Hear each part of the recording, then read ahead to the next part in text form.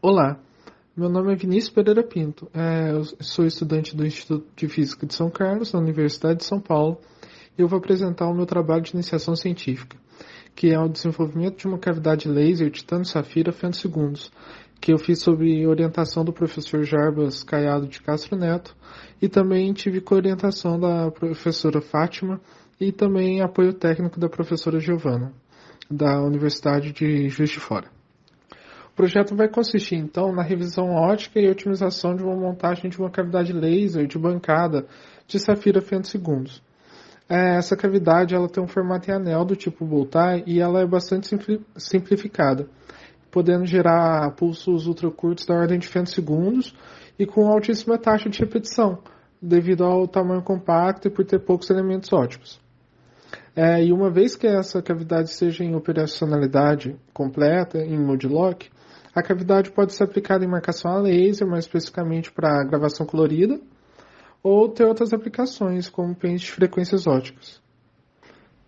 Para contextualizar o meu trabalho, eu vou mostrar uma ilustração da cavidade. A cavidade ela é composta por elementos, sendo eles uma lente que vai focalizar o feixe de bombeio no cristal, denotado por L1, um par de espelhos Chirped, que são curvos, denotados por P1 e P2.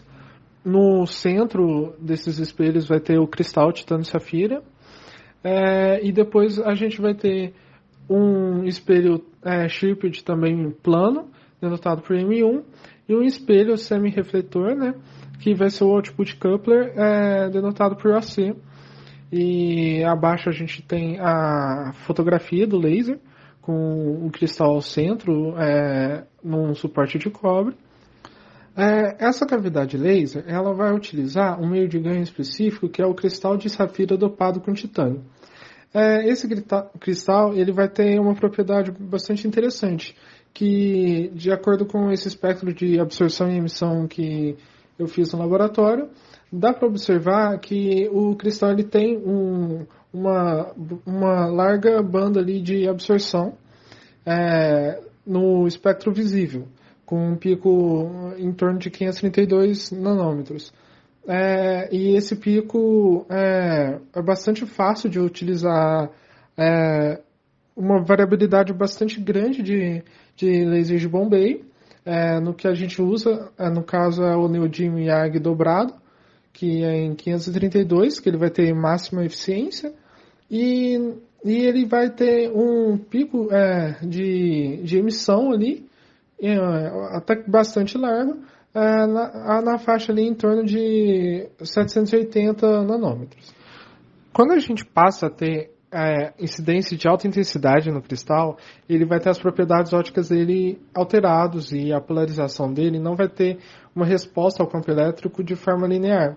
Vai aparecer um termo de terceira ordem ali que ele vai apresentar uns efeitos ópticos não lineares, que isso vai causar dispersão de atraso de grupo no feixe intracavidade de aproximadamente 180 femtosegundos ao quadrado. Isso a gente vai precisar fazer uma compensação com dois espelhos Chirped curvos e um espelho Chirped plano. Eles vão ter aproximadamente menos 210 femtosegundos ao quadrado, com algumas variações, e isso vai fazer essa compensação de atraso de grupo do feixe, e não vai ser necessário utilizar prismas. Inicialmente é feita a montagem da cavidade. Nesse caso, a gente precisa colocar todos os componentes na mesma altura do feixe de bombeio.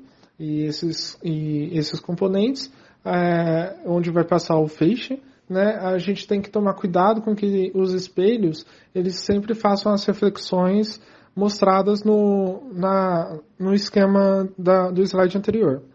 E esses ângulos e as distâncias são todos calculadas de acordo com o tamanho dos espelhos, o tamanho do cristal e, no caso, o tamanho da cavidade também. E a gente tem que prestar atenção no ângulo de reflexão, ser exatamente 24 graus, que foi o ângulo calculado para diminuir o astigmatismo. E também a gente também tem que prestar atenção na hora de montar o cristal também, que ele tem que estar corretamente alinhado com o ângulo de Brewster para não ter outras reflexões. Durante o alinhamento, a gente consegue perceber que aparecem modos transversais de propagação, né? Que isso vai ser sempre presente em lasers com simetria cilíndrica. Aqui tem algumas fotos deles, ilustração e fotos deles, e esses foram observados durante o alinhamento. Mas quando esses modos aparecem, exceto que seja o modo TM00, que é o feixe gaussiano redondo circular, esse é o único modo que representa o alinhamento correto. Os outros modos mostram que a cavidade ali não está bem alinhada. Para conseguir o regime contínuo, a ação laser da cavidade, foram observados esses padrões entre cada uma dessas reflexões entre os espelhos, que foram feitas essas ilustrações para serem auxiliares assim, para que esse método seja reprodutível, né? E o objetivo do alinhamento do laser é otimizar esse regime contínuo, fazendo deslocação dos espelhos curvos e algumas variações angulares dos espelhos planos para correção. Esse todo alinhamento, essa otimização é feita medindo com um medidor de potência, que o objetivo é conseguir a melhor potência possível no regime contínuo. Por fim, uma vez que o laser esteja otimizado no regime contínuo, basta diminuir o parâmetro confocal do laser, que seria aproximar um dos espelhos curvos do cristal, porque assim consegue atingir o regime dos modos travados, porque vai sair da região de estabilidade do regime contínuo e vai entrar na região de estabilidade do regime de modos travados. E esse regime vai ser, nessa cavidade, vai ser proporcionado pelo método de Kerr-Slane Mode-Locking, que acontece porque é um efeito de autofocalização do cristal no regime de altas intensidades, que é mais um dos efeitos que acontece por conta do efeito de não linear de terceira ordem, né, que o cristal apresenta quando tem altas intensidades incidindo nele. Uma vez que a gente pretende atingir o regime de modos travados, a gente não pode ter modificação da temperatura do cristal, porque isso vai acabar modificando também o índice de refração dele. Então, a gente precisa de ter um sistema de refrigeramento, que a gente utiliza o sistema feito pelo aluno Iago, que utiliza pastilhas de Peltier. Só que no caso, durante o alinhamento, a gente precisou fazer uma troca e avaliar se esse sistema estava sendo realmente preciso. A gente consegue perceber nessas duas imagens que sem o refrigeramento o cristal apresenta altas temperaturas e com refrigeramento já consegue temperaturas mais baixas. Porém, a gente percebe que essa temperatura não é constante, variando as situações de bombeio. Então a gente precisa fazer uma mudança nesse sistema. Fazendo todos os procedimentos descritos anteriormente, a gente conseguiu atingir cerca de 1,2 watts de potência média de saída no regime contínuo, utilizando cerca de 5 watts de bombeio. No caso, isso corresponde a aproximadamente 25% de eficiência, que é bastante elevado pelo que a gente esperava.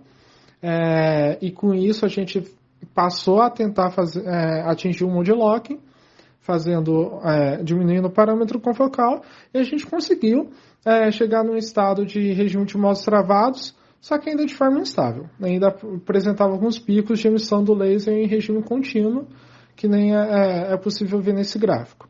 Mas a gente já conseguiu chegar perto do caminho. Para concluir, a gente percebeu que a montagem da cavidade tinha alguns problemas que não dava total controle. A gente também percebeu que a temperatura do cristal não estava sendo mantida constante. E também, com isso, a gente conseguiu perceber que a gente precisa fazer novas modificações na cavidade para a gente conseguir fazer com que os resultados preliminares a gente consiga tirar disso resultados já definitivos, com que o laser já esteja em regime travado totalmente estabilizado e a gente consiga fazer a caracterização da cavidade. E eu agradeço a FAPESP, ao CEPOF e ao IFISC por todo o apoio que tem dado ao projeto.